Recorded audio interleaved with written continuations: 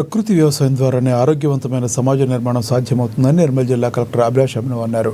శుక్రవారం జిల్లా కేంద్రంలోని బయల్ బజార్ రైతు వేదికలో జాతీయ ప్రకృతి వ్యవసాయ మిషన్ ఎంపిక కింద చేసిన ఐకేపీ మహిళలను నిర్వహించిన శిక్షణ కార్యక్రమానికి ఆమె ముఖ్య అతిథిగా హాజరయ్యారు.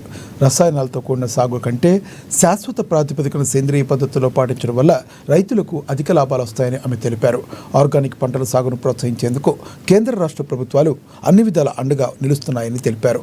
జిల్లాలోని ప్రకృతి వ్యవసాయాన్ని విస్తృతం చేసేందుకు 15 క్లస్టర్లను ఎంపిక చేశామని, ప్రతి క్లస్టర్ నుండి 2 ఐకేపీ మహిళలను కృషి సఖ్యులుగా ఎంపిక చేసి ప్రత్యేక శిక్షణ ఇస్తున్నట్లుగా వివరించారు.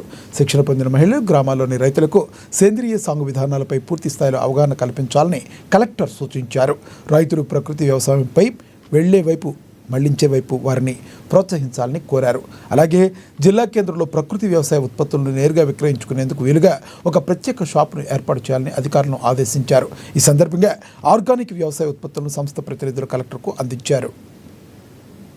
సీజన్ కాలంలో చేంజెస్ ప్రస్తుతానికి కూడా ఉంటుంది, గతంలో కూడా ఉండేవి, ఫ్యూచర్ కాలంలో కూడా ఉంటుంది.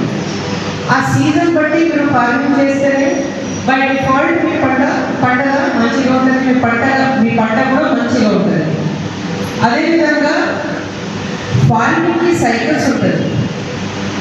సమ్మర్ కాలంలో ఏ పంట చేయాలి, వింటర్ కాలంలో ఏ పంట చేయాలి, ఇంటర్ క్రాపింగ్ ఎట్లా చేయాలి, ప్రతిసారి ఏ పంట చేయాలి, అది కూడా ఒక ప్యాటర్న్ ఉంది.